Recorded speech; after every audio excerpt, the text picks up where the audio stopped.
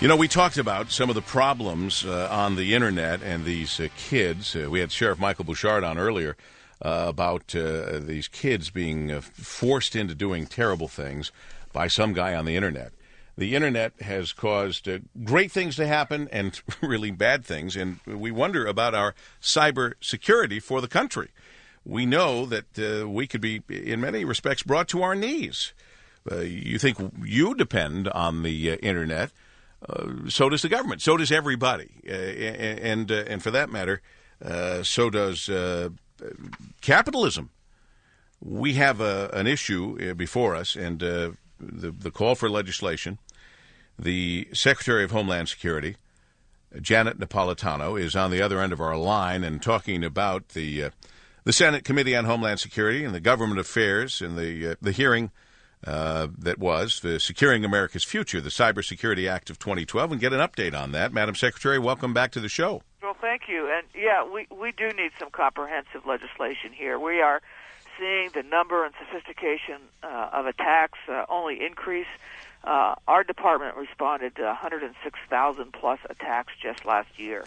And so we would like some legislation to move in the Congress that lays out responsibilities, that sets some basic performance standards for core critical infrastructure, that fosters information sharing on an immediate basis, not a week or 2 weeks later after an attack, and that also clarifies within the federal government some of our various authorities. So it's time for a comprehensive approach, and I'm cautiously optimistic that Congress, on a bipartisan fashion, is going to be able to take this up. Well, which is, sadly, is a big deal during an election year, don't you think? Yeah, it is, but the threat doesn't distinguish between Democrats and Republicans. It affects everybody. And when we're talking the nation's core critical infrastructure, we all rely on it. Small business relies on it. Families and households rely on it. That's where we have to have some different types of authorities.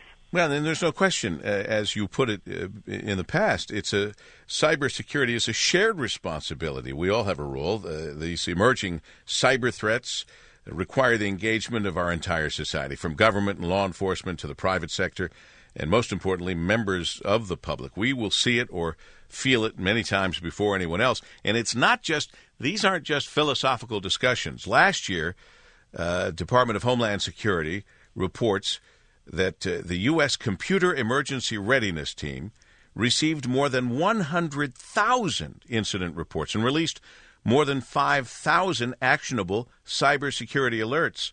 And frankly, those are just the ones you're letting us know about. That's right. And I've been secretary 3+ years now, and this is an area that I have only seen grow and grow so rapidly. And, there are things we can do. And as you say, it is a shared responsibility.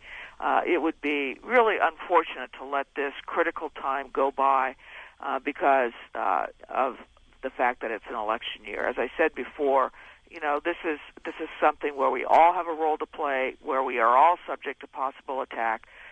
So we want to make sure that we move forward in a comprehensive fashion. Well, then let me ask you, Madam Secretary, with this unique opportunity here on WJR, you want to improve. You know there needs to be an improvement. Cybersecurity coordination, let's say, or cybersecurity, strengthen maybe our cybersecurity posture to do all the things you want to do, protect all the elements of our economy against this obviously serious and growing threat. What is it that you can't do, just as the head of Homeland Security, that you need Congress to act on? Well, we know there are gaps in the security of the basic private networks for the core infrastructure that we rely on. So we want those gaps filled. We want to be able to share information and immunize the sharing of that information from liability between the private sector and the government. We want to clearly delineate what the Department of Defense does on the military networks versus what we do with the private sector, and build in privacy and civil liberties protections. I was just going to say, what do you do to protect the privacy, the confidentiality, the civil liberties? That's obviously the argument on the other side. It's one of them, and we explain that we are not looking for content. We're not sitting there reading people's emails, for example. We're looking for what the tech people would call the codes or the indicators of the fact of an intrusion or an attack or a theft. But we're not looking for the content of the information itself.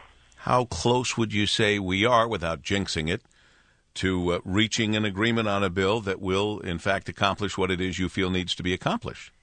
Well, I'm cautiously optimistic. We've had some good sessions with the Senate.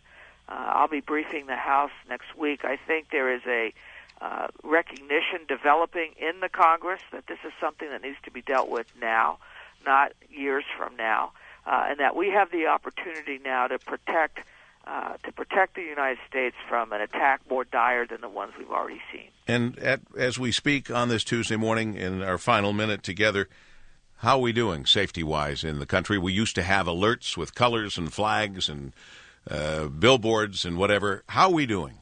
I think we're doing well, but there are never any guarantees. You're right, we did get rid of the color codes because we felt they didn't really communicate information, and once you raised something to orange, it never could go back to another color. Right. In its place, we've put a national threat advisory system, which is designed to actually communicate information when there is a real, credible, specific threat going on. There isn't one right now. There is not one right now. You're correct. Well, we'll end on that happy note. All righty. Appreciate it very much, Madam Secretary. Thanks for joining us again. You bet. Take care. All righty. The Secretary of Homeland Security, Janet Napolitano. I wouldn't want her job, would you?